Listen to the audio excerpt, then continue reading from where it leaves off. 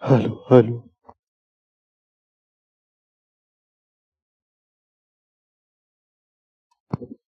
hello.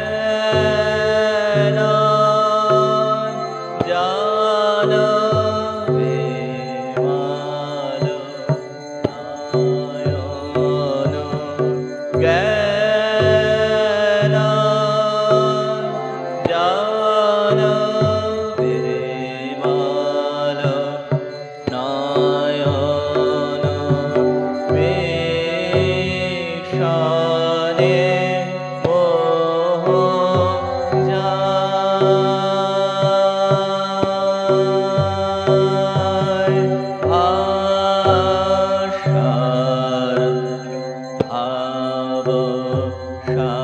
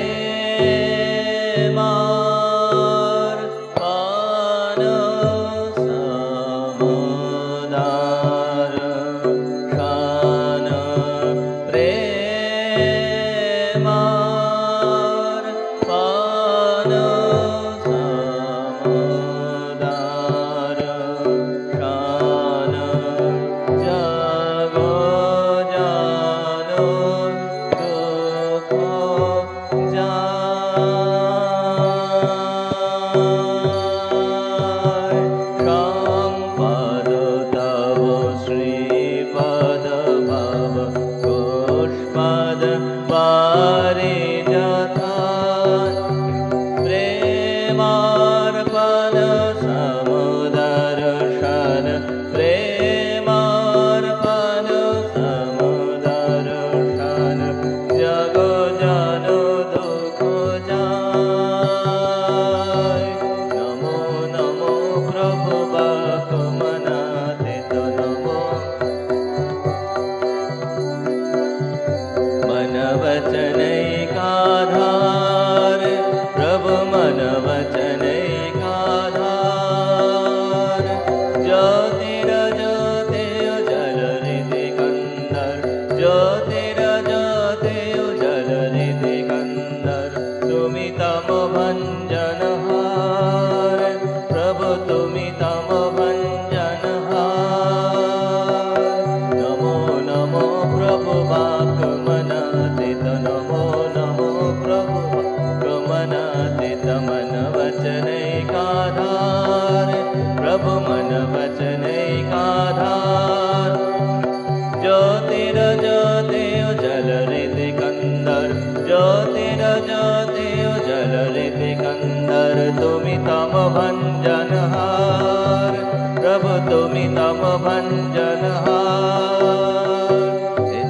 Lung रंग भंग बाजे अंग संग मृदंग लंग रंग भंग बाजे अंग संग मृदंग गाइছে ছন্দ ভকত বৃন্দ আরতি তোমার গাইছে ছন্দ ভকত বৃন্দ আরতি তোমার জয় জয় আরতি তোমার হর হর আরতি তোমার শিব শিব আরতি তোমার আন্দান আব বান্ধান জাগম বান্দান বন্দিত মায় জয় শ্রী গুরু মহারাজ কি জয়।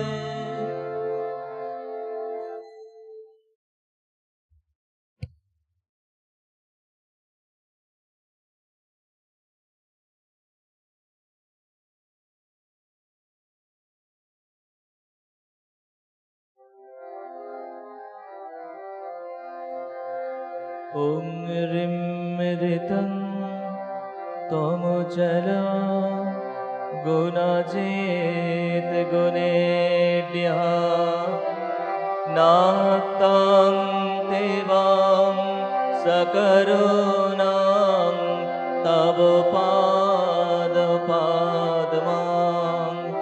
मोहं कषं बहुकृतं न भजे जतोऽहं तस्मात्तमेव शरणं मम दीनबन्धो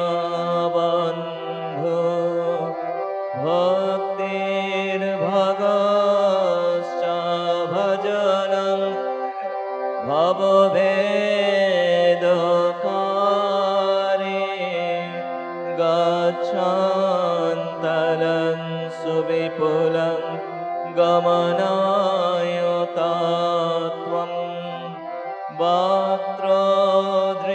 वक्त्रधृतोऽपि हृदये न मे भाति किञ्चित् तस्मात्तमेव शरणं मम दीनबन्धो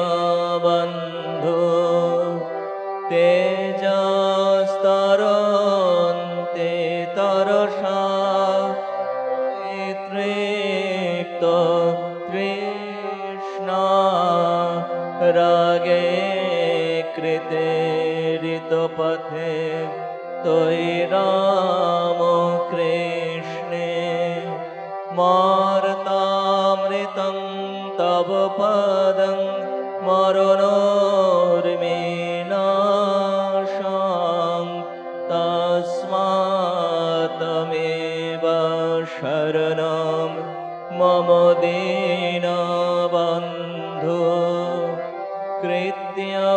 करोति कलुषं कुहकान्तकारे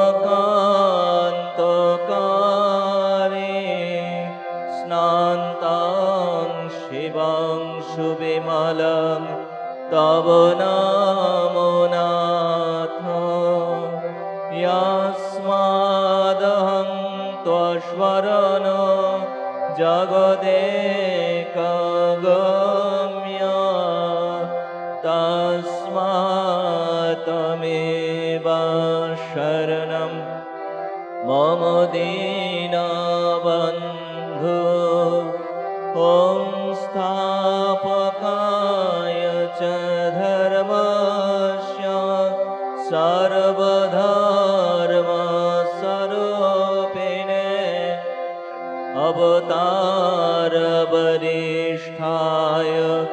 रामकृष्णाय ते नमः ॐ नमो श्रीभगवते रामकृष्णाय नमो नमः ॐ नमो श्रीभगवते रामकृष्णाय नमो नमः ॐ नमो श्रीभगवते रामकृष्णाय नमो नमः।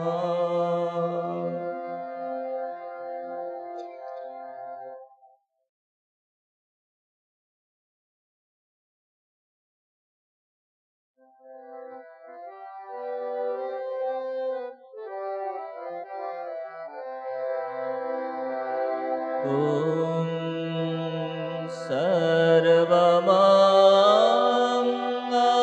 सर्वमङ्गलं मङ्गले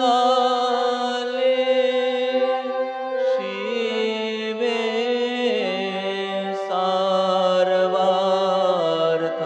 सर्वार्थसाधिके शरण्ये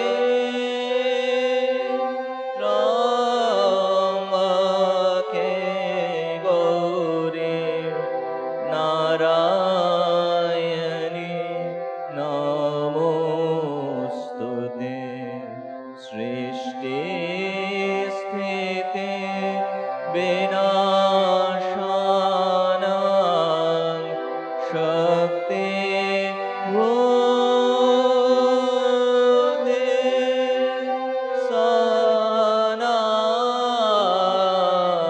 सनातने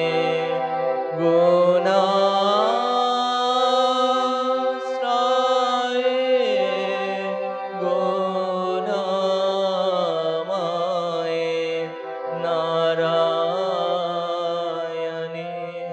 नमोस्तुते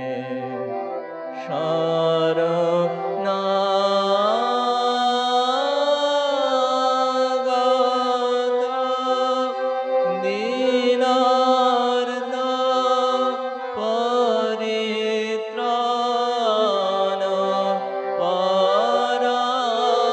परायणे सर्वस्यार्थे हरे देवी नारायणी नमोस्तुते जय नारायणी नमोस्तुते जय नारायणी नमोस्तुते जय नारायणी नमोस्तुते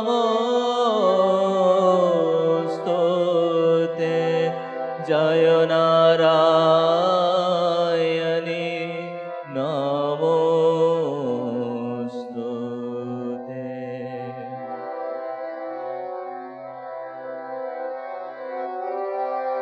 जय महामाया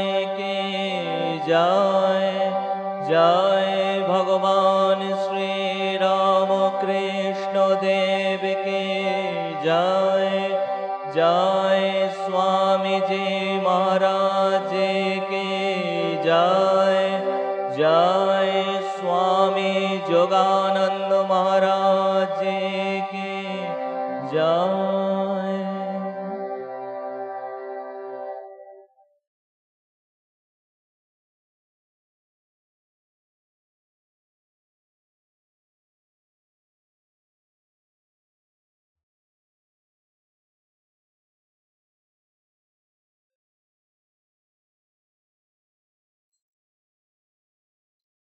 सपार्षद श्री रामकृष्ण स्तोत्र। सर्वधर्मस्थापकस्त्वं सर्वधर्मस्वरूपकः सर्वधर्मस्थापकस्त्वं सर्वधर्मस्वरूपकः आचार्याणां महाचार्यो रामकृष्णाय ते नमः। रामकृष्णाय ते नमः।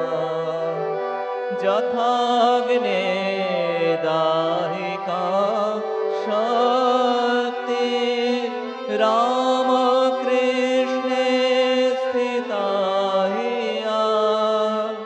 यथाग्ने दाहिका शक्ति रामकृष्णे स्थिता हिया।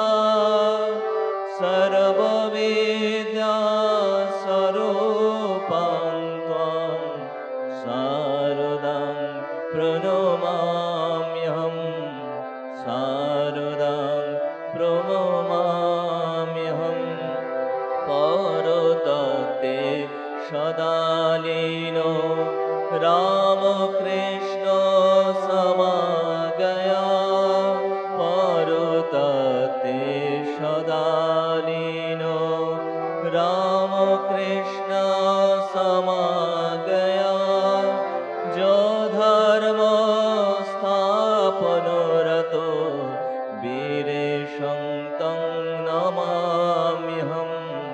वीरेशं तं नमाम्यहं।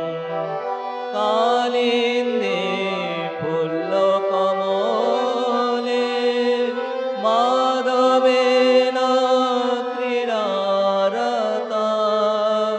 कालिन्दे फुल्लकमले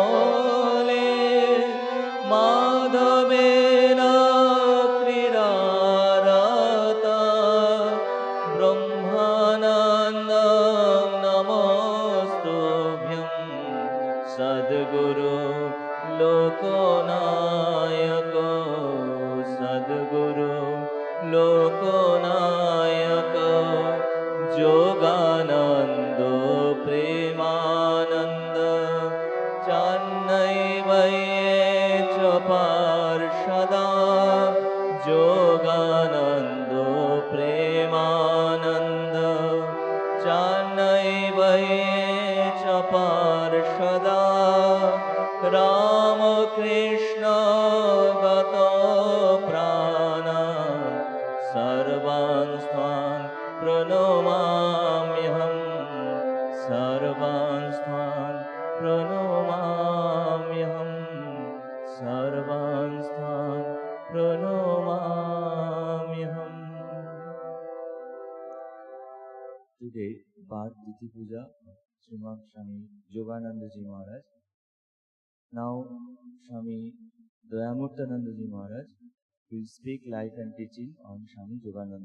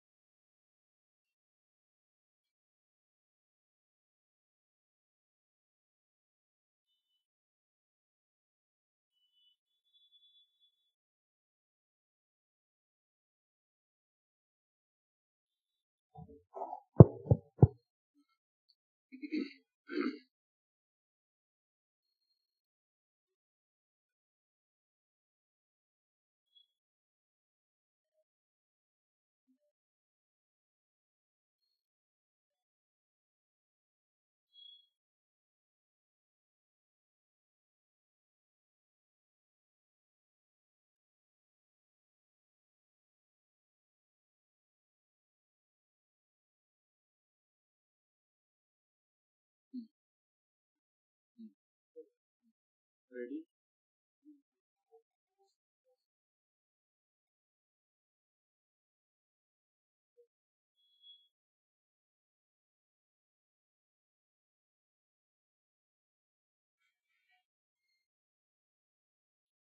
ॐ स्थापकाय च धर्मस्य सर्वधर्मस्वरूपिणे अवतारवरिष्ठाय रामकृष्णाय ते नमः.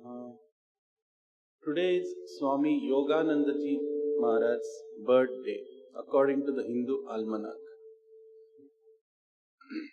Sri Ramakrishna mentions about Ishvara Kotis, that is, eternally perfect souls who are never in bondage and they come to the world to guide humanity towards God. Swami Yogananda was one of the 6 Ishvara Kotis, the others being Swami Brahmananda, Swami Vivekananda, Premananda Ji, Niranjanananda and Purna Chandra Ghosh. Swami Yogananda commanded great love and respect from all lay and monastic disciples of the Ramakrishna order. When Sri Ramakrishna was attracting devotees towards him in the temple garden of Dakshineshwar, a young man in his teens used to visit the garden since he was in the neighborhood, and he used to roam about in the garden, and one such occasion he found a man, presuming him to be a gardener, asked him to pluck a flower and give it to him. It was only later that he came to know that that person was none other than Sri Ramakrishna. Being very shy by nature, he was avoiding to meet Ramakrishna. He read about Keshav Chandra Sen's eloquently describing Sri Ramakrishna, and out of curiosity, he once went to the temple garden and stood outside Sri Ramakrishna's room. He found many people inside. Sri Ramakrishna sent word through somebody asking the person to get whoever was standing outside the door. Except Yogananda, there was nobody else. His pre-monastic name is Yogen. The boy was brought inside and he was offered a seat. When the conversation was over, the master came to the boy and lovingly inquired about him. He came to know that boy was Yogindranath Chaudhary. He was the son of Nabin Chandra Chaudhary, whom Sri Ramakrishna was acquainted with.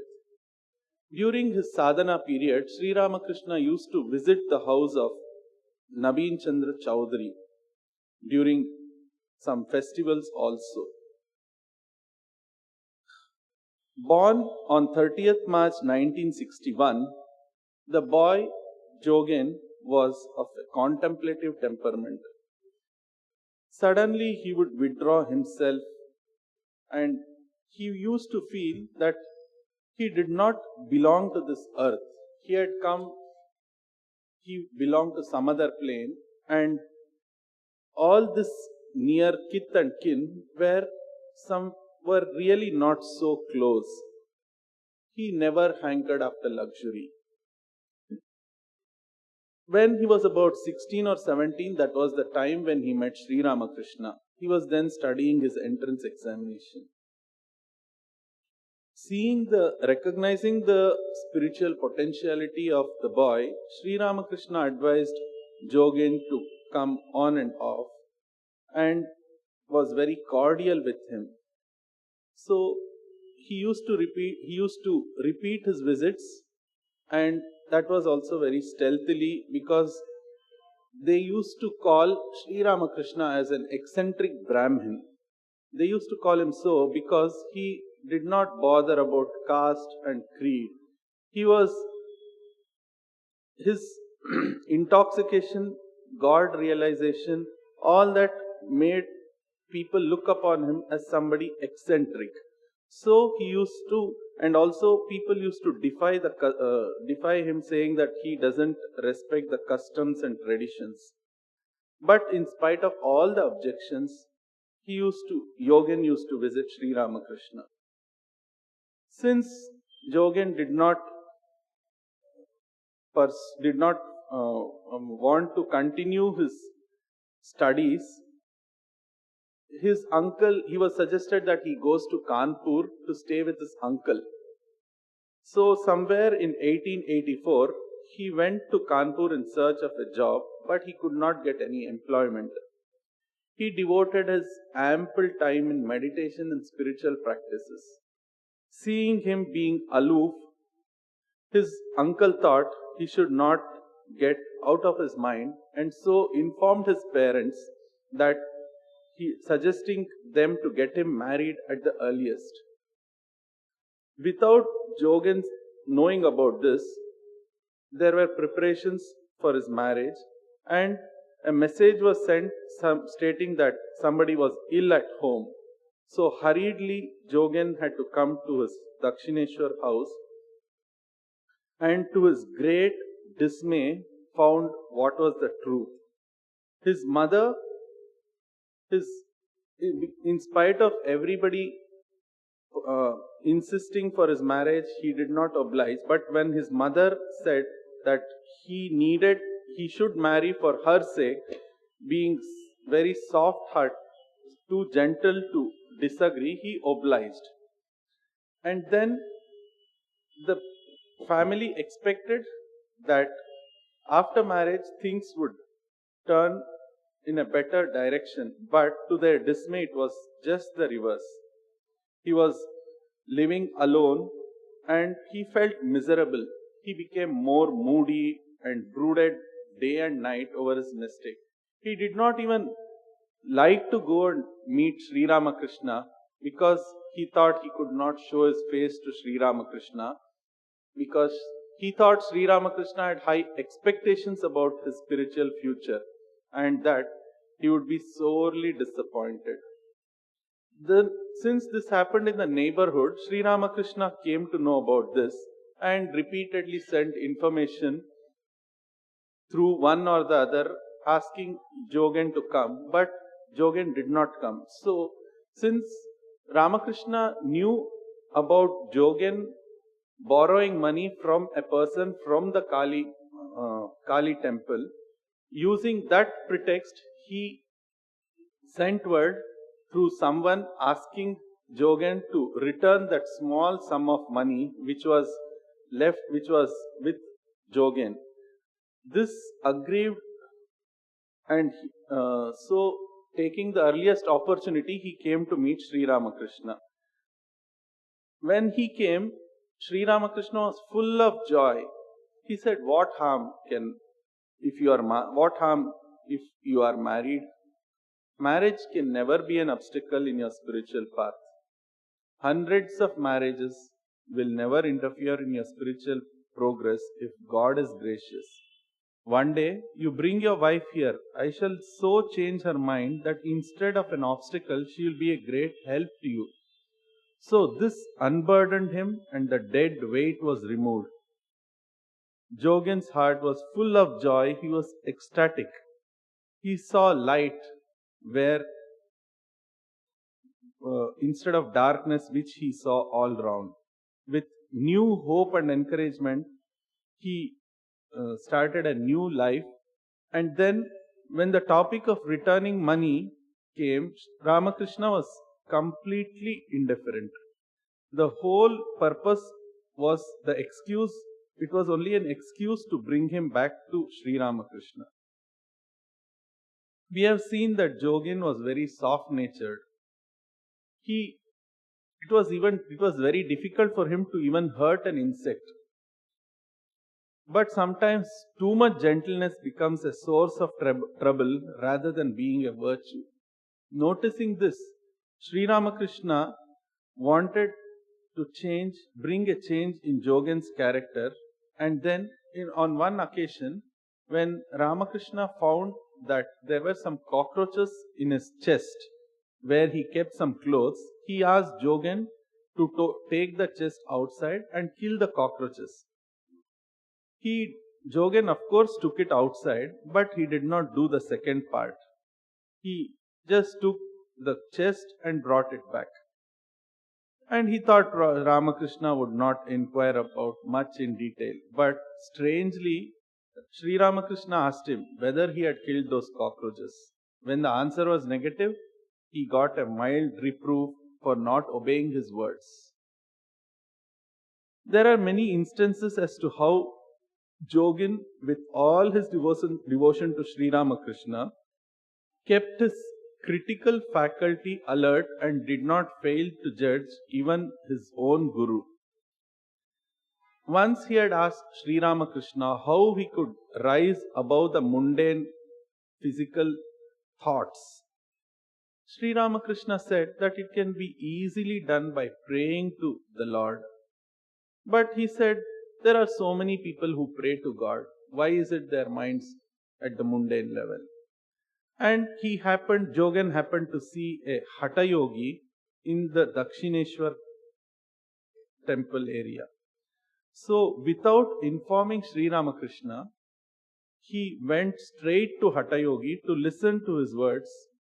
But strangely, Sri Ramakrishna happened to be there, and very endearingly, Ramakrishna caught him, holding his arms, and led him to the room, saying, "Why do you go there? Don't do that. Your mind will only stick to the body if you learn these techniques of Hatha Yoga. It will not thirst after God."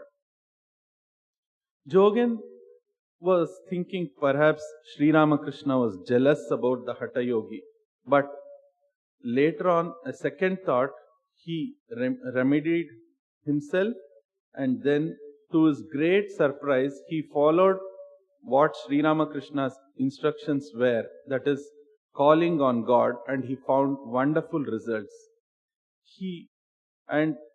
Swami Vivekananda used to say, if there is anyone amongst us who's completely free from sex idea, it is Jogin. Sri Ramakrishna was thinking no amount of care and on the part of the disciples could arrest the progress of his disease. His life was despaired. And one day Sri Ramakrishna asked Jogin to bring an almanac, Bengali almanac. While Jogin was reading about a certain date, Sri Ramakrishna asked him to stop that. It was that very day when Sri Ramakrishna asked him to stop that he passed away on the 15th August. The Mahasamadhi threw all disciples into gloom. They laid great stress on spiritual practices to fill their void in the hearts. Holy Mother went to Vrindavan and remained almost day and night absorbed in meditation.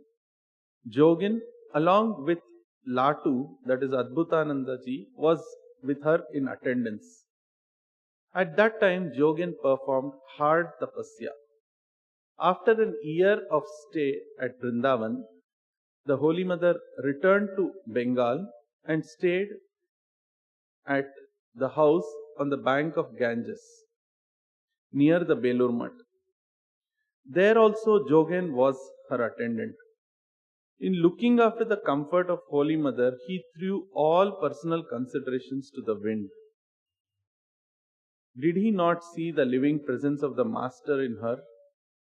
To serve her with all devotion and care, he thought, was his best religion. In 1891, Jogin had who is now Swami Yogananda, went to Benares and spent his time in hard tapasya. He used to live in solitude in a garden house, and he would grudge the time he would spend even taking meals. He would beg food, some pieces of bread, one day, and for the next 3 or 4 days, these pieces of bread would be soaked in water, and this only constituted this whole meal.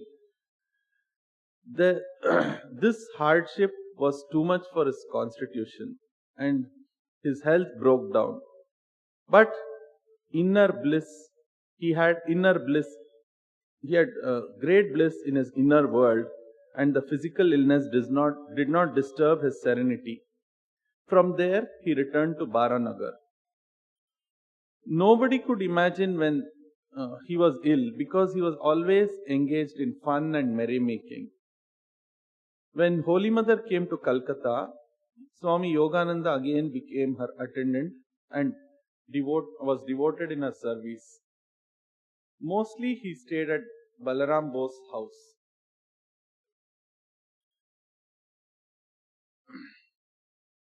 If this was at that time Swami Vivekananda founded the Ramakrishna mission, and he wanted to start an organization. Swami Yogananda was the person to raise a protest. His contention was that Sri Ramakrishna wanted to devote time and energy for spiritual practices, and that Swami Vivekananda was deviating from the Master's teachings. He said, "You're doing these things by Western methods. Would you say that Sri Ramakrishna left any such instructions?" Swami Vivekananda: "How do you know that these methods are not in keeping with his ideas? Sri Ramakrishna was the embodiment of infinite ideas. Do you want to confine him within your limits? I shall break those limits and scatter his ideas broadcast all over the world. He never instructed me to introduce worship of him and so forth. The method of spiritual practice, concentration and meditation, and the higher ideals of religion that he taught, those we must realize and teach to all human beings. Infinite are the ideas and infinite are the paths that lead to God. I was not born to create a new sect in this world, too full of sects already. Blessed are we that we have found refuge at the feet of our Master. It is our duty to give the ideas entrusted to us freely to the whole world." Yogananda did not dissent, and so Swamiji continued, "Time and again I have received marks of his grace. He himself is at my back and is marking me do all these things." Yogananda replied, "Whatever you will shall come about. We are always ready to follow you. I see clearly that Master is working through you. Still, I confess, doubts do sometimes arise in my mind. For, as we saw it, his methods of doing was so different. I am led to ask myself whether we are not straying from Sri Ramakrishna's teachings." Swami Vivekananda replied, "The thing is this, Sri Ramakrishna is far greater than his disciples understand him to be. He is the embodiment of infinite spiritual ideas, capable of development in infinite ways. Even if one can find a limit to the knowledge of Brahman, one cannot measure the unfathomable depths of our Master's mind. One gracious glance of his eyes can create 100,000 Vivekanandas at this instance. But if this time he chooses instead to work through me, making me his instrument, I can only bow down to his will."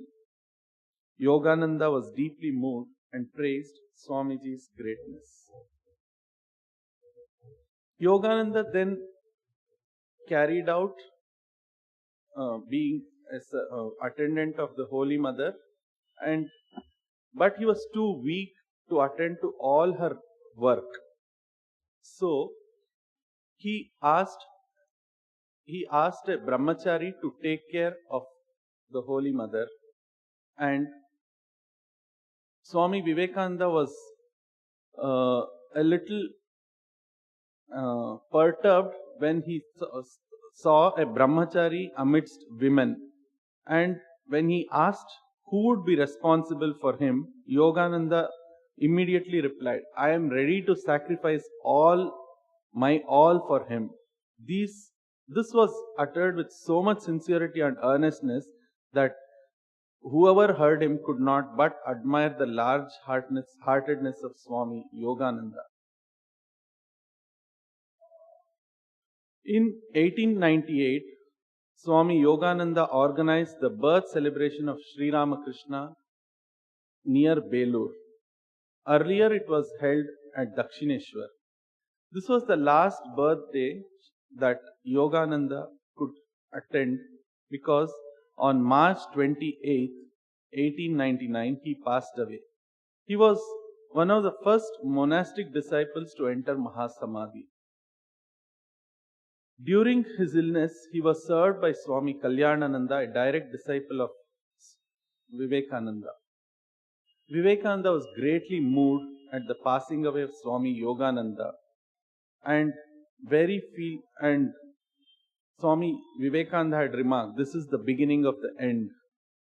Outwardly, the life of Yogananda was uneventful, but it is very difficult to find out the details through which one can see his personality. Only those who moved with him closely could see his spiritual eminence.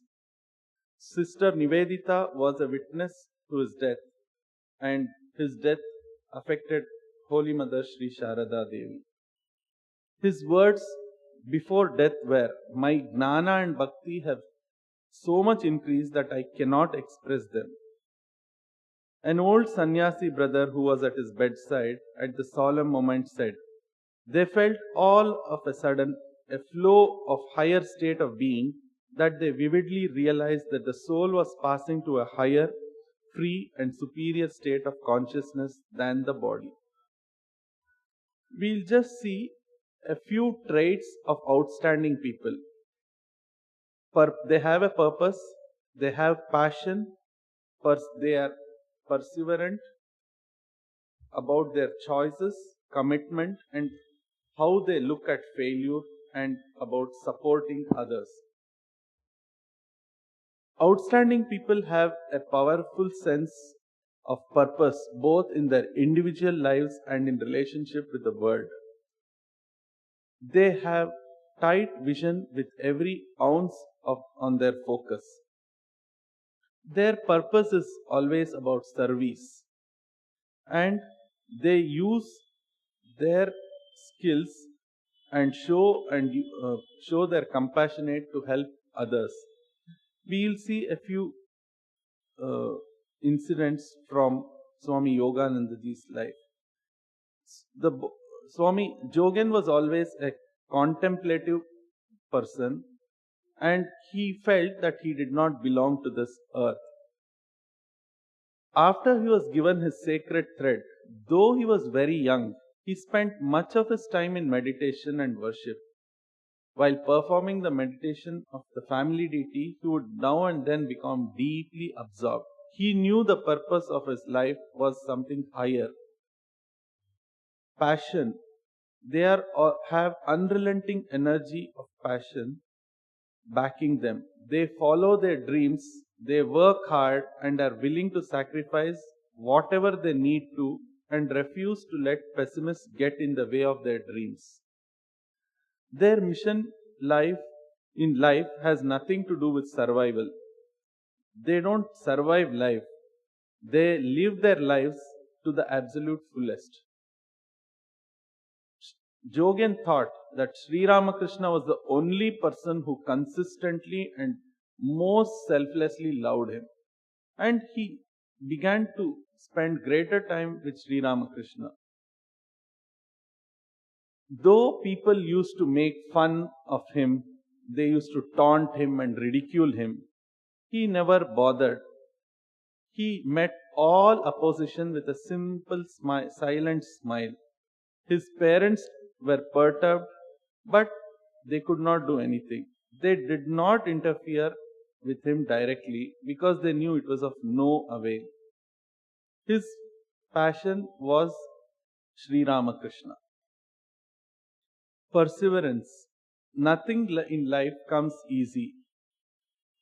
They What they want out of life is perceived as worth the hard work it takes for them to get it. They are prepared to fight and dig out for what they believe in. They are prepared for setbacks. They accept that these are the times when they will need to gather their courage and fortitude. They are prepared to be tired, to feel burnt out and frustrated. They know that whatever they are going to do, there is a light at the end of the tunnel. In the life of Swami Yogananda, he always had a discriminating mind and critical in his outlook. Once Sri Ramakrishna, Jogen was staying with Sri Ramakrishna in the night, and in the dead of night he found that Sri Ramakrishna was not in his room and the door was open. Suspicious, curious, he went out, and then his thoughts went as if probably Ramakrishna had gone to Nahabat where Holy Mother was staying. But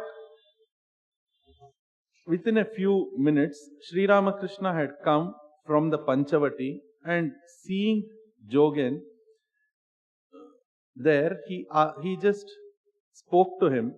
Jogen, being very ashamed for his suspicion because he suspected his guru, was feeling very sorry.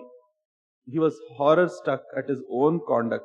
But Sri Ramakrishna understood the whole situation and consoled his disciple, saying, "Yes, one should observe a sadhu by day as well as at night before one accepts him as a guide." So, Jogen mutely followed Sri Ramakrishna, and he did not accept him without being certain about his guru. The choices made by outstanding people are they look their fears in the face. They look at fear. They look at the fears in the face. Through this process, they gain strength, knowledge, and experience. Though Yoganandaji was soft-spoken, he was often direct with criticisms, like what we saw the philanthropic work of Swami Vivekananda. Though he objected it, but once he accepted it, with full energy he worked for the Sangha. He loved and respected his leader, and then these incidents never became a bone of contention. Commitment.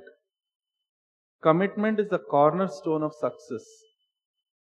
They are all backed with the discipline to achieve them.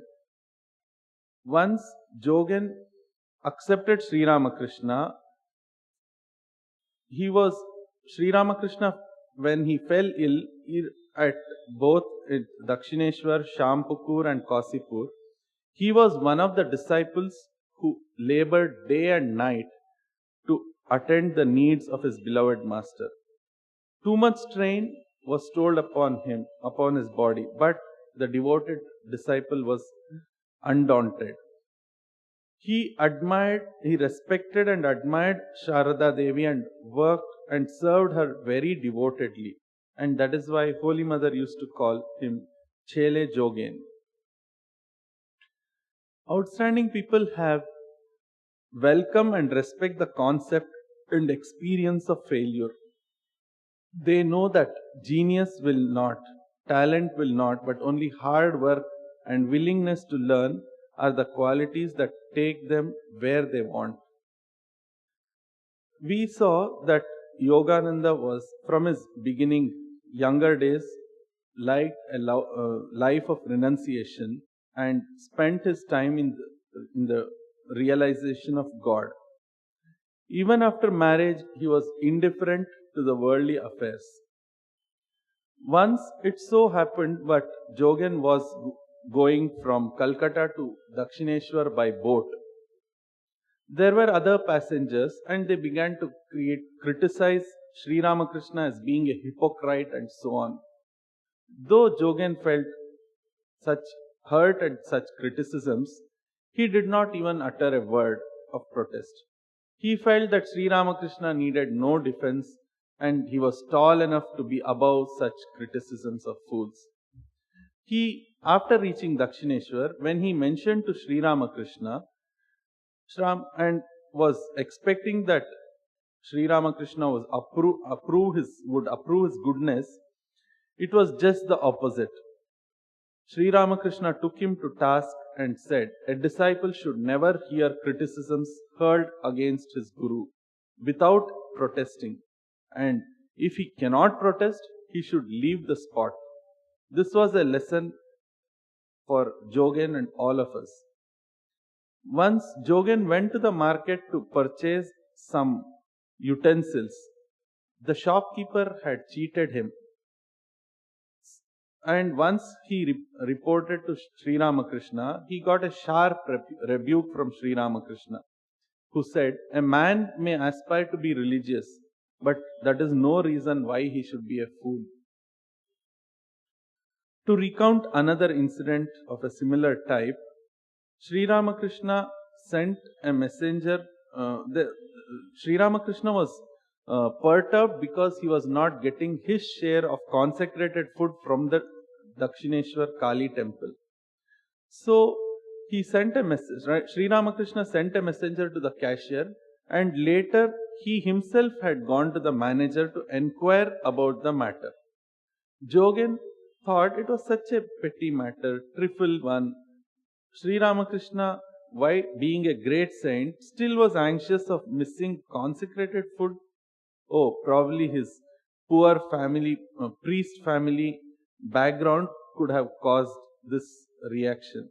But this was not what Sri Ramakrishna wanted, was the thought behind Sri Ramakrishna's actions.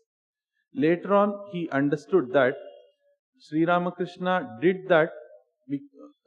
Sri Ramakrishna, and on his own accord, explained to Yogen, telling that Rasamani had arranged the consecrated food that should be distributed among sadhus.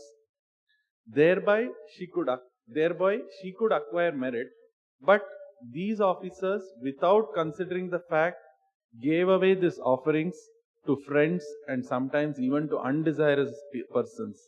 So, I am particular to see that the pious desire of that noble lady is fulfilled. When he heard this, he was amazed that even an insignificant act of Sri Ramakrishna was not without deep meaning, and he felt ashamed about it and corrected it in his life. So, having such great ideals in front of us, let us all pray to Sri Ramakrishna and his disciples to give us strength and tread the path shown by them. Om Shanti Shanti Shanti Hari Om Tat Sat Sri Ramakrishna Arpanamastu.